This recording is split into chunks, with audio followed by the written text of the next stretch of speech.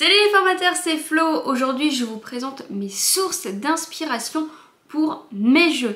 Vous m'avez posé cette question, eh bien j'ai été chercher toutes mes sources d'inspiration. Je commence maintenant. Avant de vous présenter mes sources d'inspiration, sachez que le jeu a toujours fait partie de mes formations. Il n'y a pas une formation qui s'est déroulée sans avoir un minimum de jeu. La première fois que j'ai présenté une formation devant un jury, pour postuler en fait au métier de formateur, je suis pas passée par la case formation de formateur, je suis directement rentrée dans le vif du sujet. Je devais créer une formation, j'y ai intégré du jeu.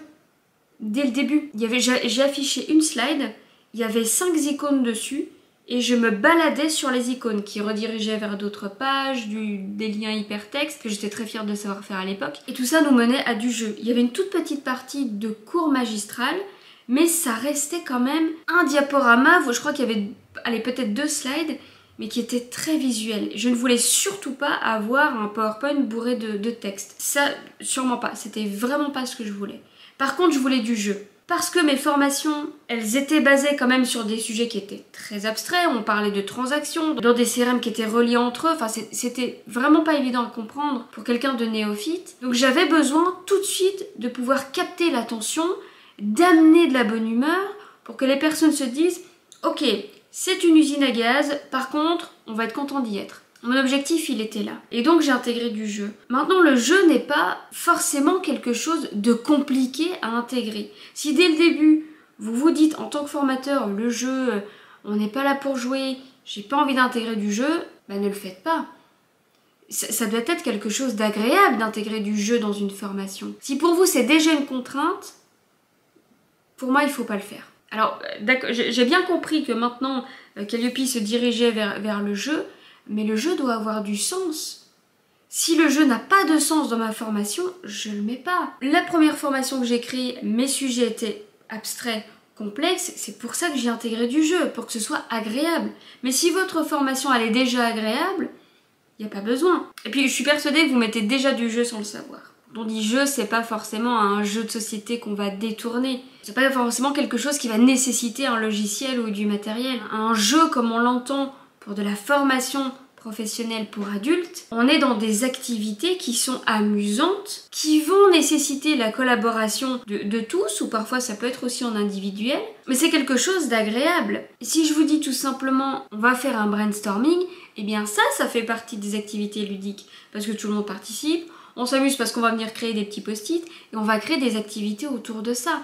Et rien que ça, c'est un jeu. Je vous invite à ne pas forcément partir tout de suite dans des choses compliquées comme de l'escape game ou du serious game. D'ailleurs, je n'en fais pas. Je n'intègre pas d'escape game dans mes formations parce que je n'en ai pas le besoin. Et je n'en ai pas l'intérêt et ça n'aurait aucun sens pour moi de le faire. Donc je le fais pas. Donc on va déjà choisir des jeux avec lesquels on est à l'aise, tout simplement. Allez, maintenant je vous parle de mes sources d'inspiration.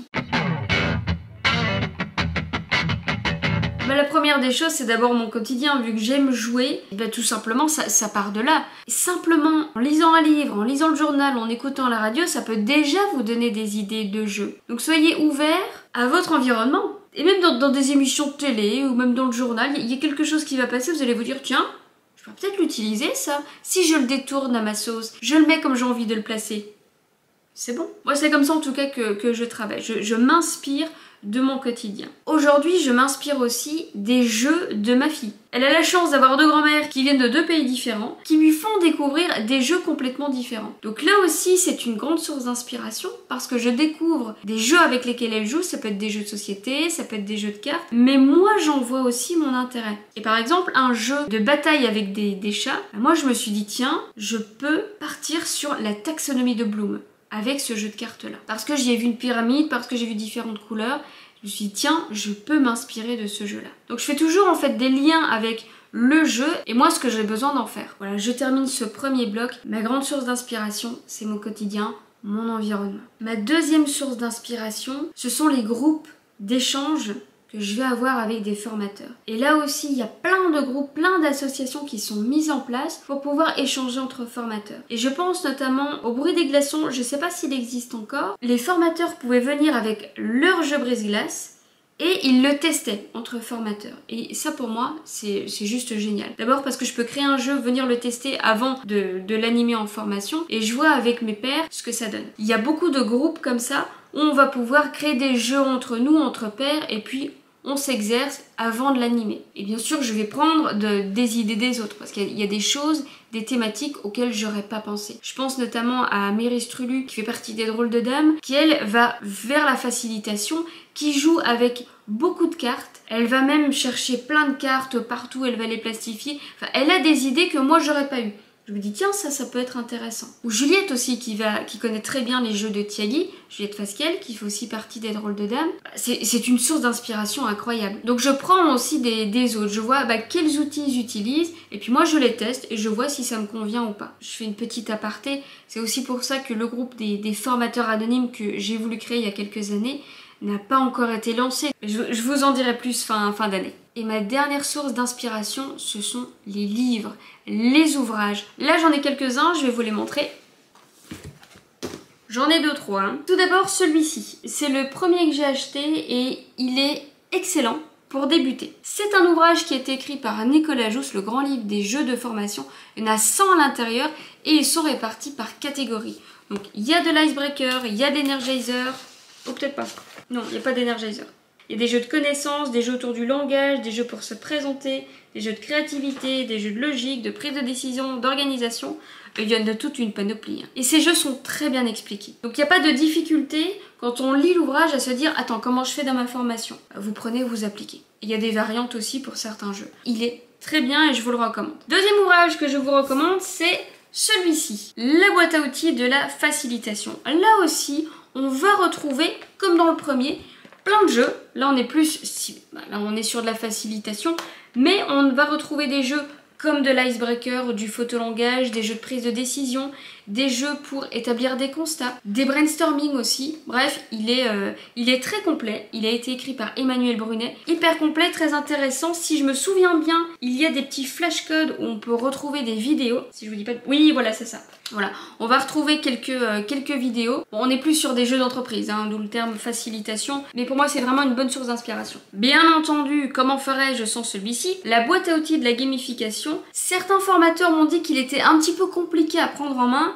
Je suis d'accord, et avant d'ailleurs de lire la boîte à outils, moi j'ai lu celui-ci. J'ai d'abord lu la gamification, donc là on est sur comment je vais intégrer la gamification complète en entreprise. Là, on est sur des ouvrages qui sont beaucoup plus poussés. On pousse vraiment beaucoup plus loin le jeu ici, puisqu'on l'intègre carrément en entreprise.